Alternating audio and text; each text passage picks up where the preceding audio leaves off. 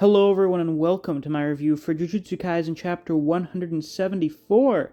Before I get into this week's review, as always I have to mention that if you haven't already, you should definitely be sure to hit that subscribe button and help us reach our goal for 2022 of hitting 5,000 subscribers. In addition to that, I'd like to see if we can get 100 likes on this video. With that out of the way, let's get on to the review. Now this week's chapter starts off with Ryu and Uro reacting to Okotsu having killed Dhruv'S. Yuta is already kind of establishing himself as a bit of a menace. The other players are like, oh shit, who the hell is this guy?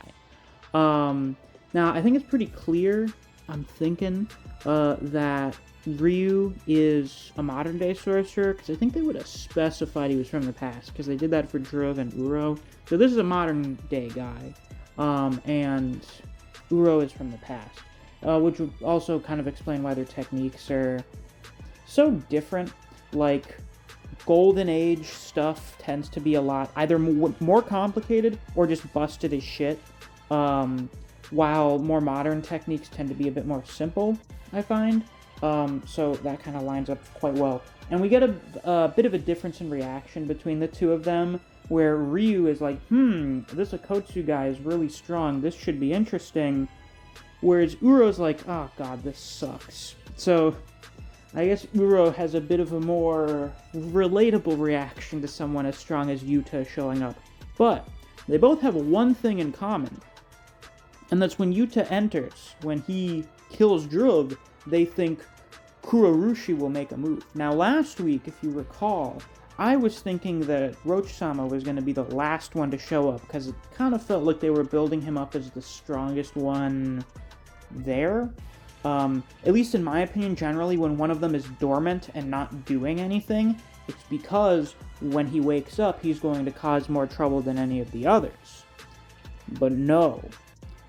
What it seems like is Roach-sama is the strongest out of the remaining three, so he's the one that's like, oh, I'm gonna go fight this guy. Alright. Apparently he became dormant after realizing he was at a disadvantage against Dhruv'S. It really did seem like Dhruv'S was the strongest out of the four. Apparently, Yuta didn't just show up and one-shot him. They were apparently actually fighting. Ryu references, like, he had made moves towards Dhruv'S and Dhruv'S didn't react to him because he had his hands full with Yuta. So we just saw the end of that fight. We didn't really need to see the rest of it because Yuta was unharmed during that fight. And that's probably how it is with each of these guys individually, except maybe Roach-sama, is, yeah, they're pretty strong. They could, like, hold their own against Yuta for a time, but as soon as Yuta decides, yeah, we're done here, he'll just kill him. I mean, Yuji was able to survive against Yuta for a time when Yuta was not really trying at all. And I would assume most of these guys are, at the very least, equivalent to Yuji. They're totally, definitely above Yuji. By how much? I don't know, probably a bit. If we're being really real here, probably by a decent amount. And what I think's going to develop is that we're going to have all three of them fighting Yuta, because that's the only way it's going to become anything even slightly resembling a challenge. So there's a bit of a strange thing in this chapter. Yuta is guiding some civilians. He's trying to guide them to, like, the edge of the colony, presumably so that he can get them the fuck out when they make the rule that allows people to leave after the game has started. But this raises the question, why didn't these people just leave when Kenjaku gave them the option to? Because that's a requirement. So the idea that there are people in here that are not here of their own volition is a little bit strange. Why would that happen? It almost kind of seems like a bit of a plot hole. I went and I reread chapter 160, I think that's the one, where Kenjaku visits Yuji's old school friend while she's dreaming. And I can see a possibility that if these people do not have any kind of ability whatsoever, they're just, you know, normal civilians, non-sorcerers, Kenjaku shows up in their dream, and they're like, what the fuck is this? fuck off dream. Because, like, if you had a monk guy appear to you while you're sleeping in your dream and be like, hey, there's about to be some kind of big battle royale gladiatorial combat thing here, do you want to leave? You probably wouldn't think it's real. You would not assume it's like an actual real serious situation or something. I feel like even if a guy walked up to you while you were awake, you would probably either think you're hallucinating or think that guy is hallucinating. So I could definitely see that. Alternatively, these are people like Junpei where they have some kind of curse technique, they've awakened some kind of awareness of cursed energy, they were marked by Kenjaku, and as such, don't have a choice, because when you're marked, when you were chosen by Kenjaku, or you were given one of the cursed objects that resurrected an old sorcerer, you don't have a choice for whether or not to participate in the game. You're forced into it. So that's a possibility there as well. Now, while Yuta is guiding these people and being very nice, helping them along, carrying some lady's bags and stuff, he hears a sound. This, like, really weird, gross noise of, like, a bunch of stuff skittering around or something. And he tells everyone, hey, get in the stadium right now. Get the fuck out of here. Because there is a tidal wave of cockroaches chasing this guy through the streets. Now, I was expecting Roach-sama to be some kind of physical powerhouse. Like he would be a fucking brawler or something. He'd just be really goddamn strong. He'd be like the grasshopper spirit. No, instead it's something infinitely more horrifying. He conjures up swarms of cockroaches, which are reinforced by cursed energy, and has them devour everyone that they can come across. Because this dude gets eaten alive. They eat him down to the bones and then go after Yuta. That's pretty disgusting. This is one of the more horrific things that has happened in Jujutsu. And of course, Yuta has Rika destroy the entryway into the stadium so that the cockroaches aren't able to follow. And then Yuta takes out pretty much all the cockroaches with this slash wave of cursed energy, which Ryu and Uro are both quite impressed by.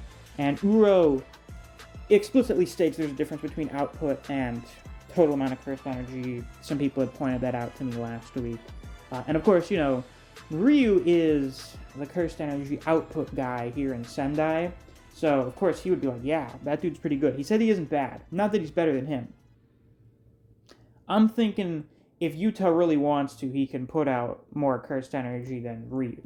And we have Kurourushi Roach-sama here on the scene. He's actually, like, cloaked in this shadow or whatever. It seems like most of his body is covered because he does end up pulling his arms out of it later. I imagine we're going to get some full-body, true-form transformation thing later when he gets really serious or desperate.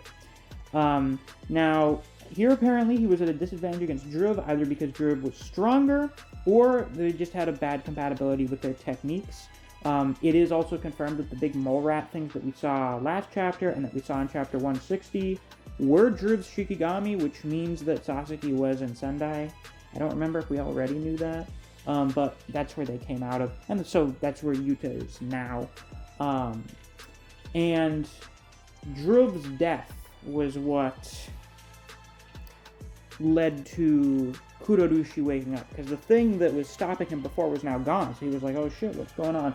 Now, Kurourushi, Roach-sama opens his eyes, and they're really gross. They're vaguely humanoid. He's got that shit going on where you got like multiple pupils or conjoined pupils. It's pretty gross. And we find out that his deal is he has an unlimited appetite. The more he eats, the more cockroaches he can produce. And now that he's in a starvation state, where Yuta is interrupting his meal, he has decided to eat Yuta. And I imagine Yuta would make a fairly yummy meal. He's probably thinking that this dude that has stupid amounts of cursed energy would make a very tasty snack. Probably not as tasty as my patrons, though. Special thanks to Archbear, CJ2K, Neo, Dejon Redden, Anthony Chavez, Honey Mustard, K-God, Chris Redfield, Rat, Ryzen 4K, Artist, Wave of Manga, Chuck Speed and Seed, Jake Sterizi, Playfree Labs, and Kenichi Kaneda. Thank you all very much for supporting me on Patreon. I greatly appreciate it, and if you too want to get a shout out at some point during videos, or access to reviews for One Piece and The Boxer, you can always become a patron as well. There's a link to my Patreon down in the description. Oh, and also special thanks to Koji for thinking of that transition. With that out of the way, let's get back to our regularly scheduled review. Now we get some very interesting internal monologue from Yuta here, thinking about his strategy here in the Culling game, thinking about the rules that they need to make, also thinking that players like Dhruv'S and Roach-sama pose a pretty major threat to people outside of the colonies, because they want to make a rule change allowing people to leave, but if players like Roach-sama, Dhruv'S, the other ones that are in here, decide to leave after they make that rule, they would pose a gigantic threat to the people outside the Culling game. I mean, swarms of man-eating cockroaches is pretty horrific, and you could imagine that the civilian casualties from Roach-sama being released outside of the barriers would be catastrophic. So he's definitely thinking ahead very well here.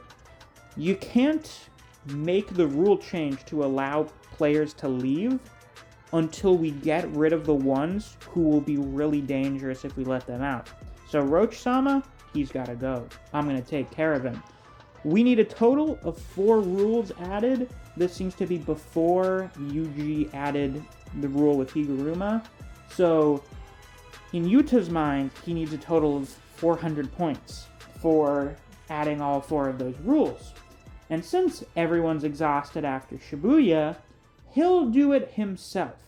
In addition to that, he doesn't want Gojo to have to kill his best friend again. Because if you remember, Yuta had pretty much mortally wounded Geto back during Volume 0, but he didn't kill him. Gojo was the one that ultimately put him down. And Yuta's like, that was a really fucked up thing to happen. Also, the fact that Gojo had to be the one to kill him was probably why, his body wasn't disposed of, and then Kenjaku was able to take it over. So I'm gonna kill Kenjaku by myself. I'll kill him, and I alone will get those 400 points. Now, the first thing here, with everybody being sealed, Gojo's sealed, Sukuna is trapped within Yuji's body and doesn't have all 20 fingers yet. Yuta's the most powerful man in the world walking around right now. Kenjaku says that Geto could have beaten Yuta if he didn't split up his forces. I don't know if I really see that, if we're being really real here. Even the narrator says Yuta is second only to Gojo. So, yeah. He's the strongest guy out and about right now. However, even though Yuta is very powerful, and he could definitely get 400 points, fuck's sake, if Kashimo could get 200 points, Yuta can get 400 points. We must remind ourselves that overconfidence is a slow and insidious killer. Shout out to any Darkest Dungeon fans. And Yuta is being extremely confident right now, maybe a little too confident, because one, Kenjaku, and this is really the only main reason, Kenjaku has already shown that he's able to develop plans for taking care of people that are stronger than him, taking care of people that are stronger than literally everyone else in the fucking world. He was the one that came up with the plan for sealing Gojo. Now, we know that Kenjaku says he doesn't think much of Yuta. This can be interpreted in multiple different ways. One is that he just doesn't think much of Yuta and is totally underestimating him. And that'll come back to bite him in the ass, which is a possibility. However, it could also be possible that Kenjaku is thinking, oh, Yuta? Yeah, I know how to deal with him. I can't beat him in a fight 1v1, but I understand how I could take him out of the picture, so I'm really not worried about him.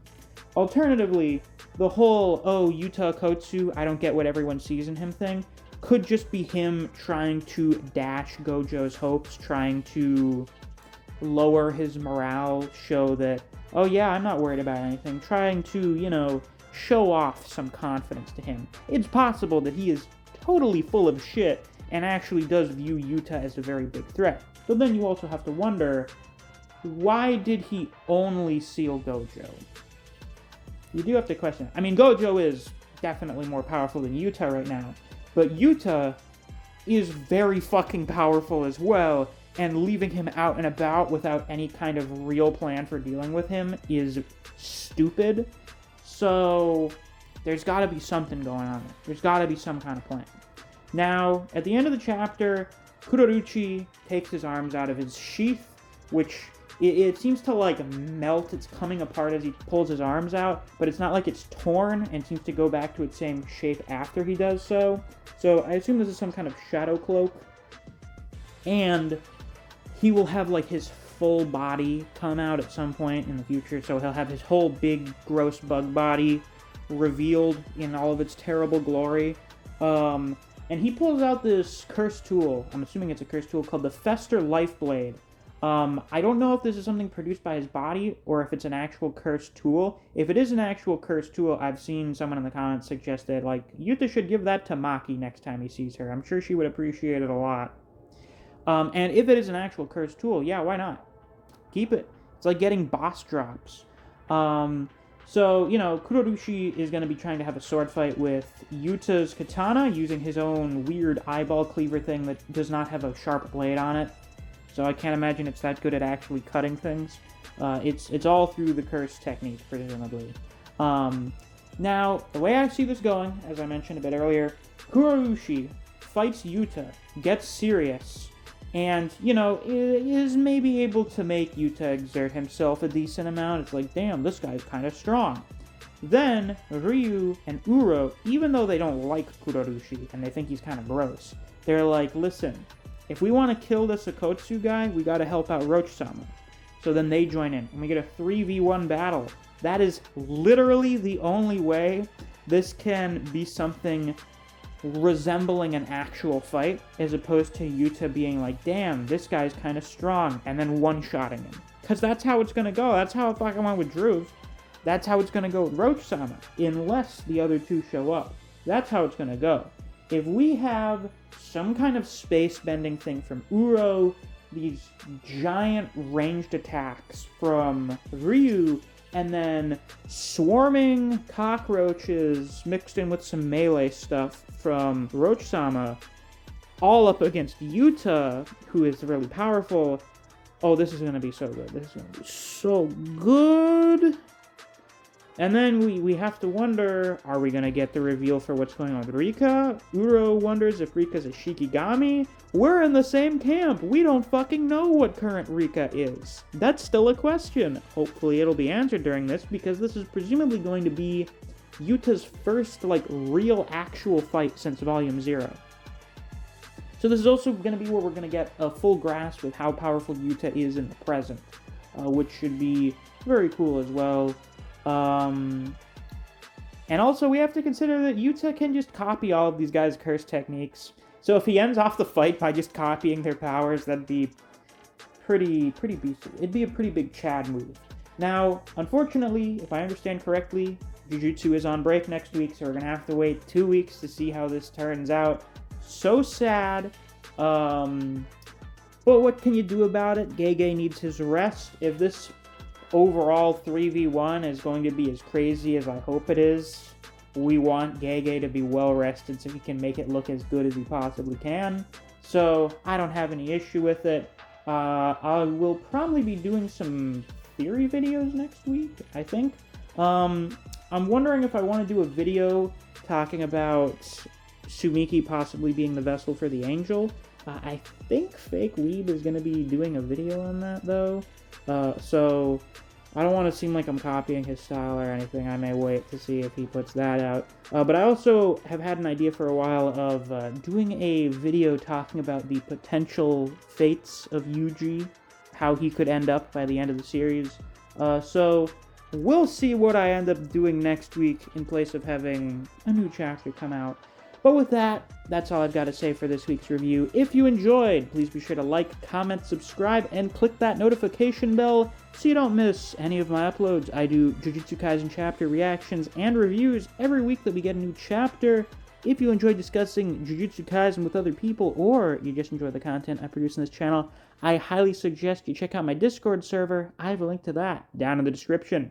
Thanks for watching. I'll see you guys around. Take care.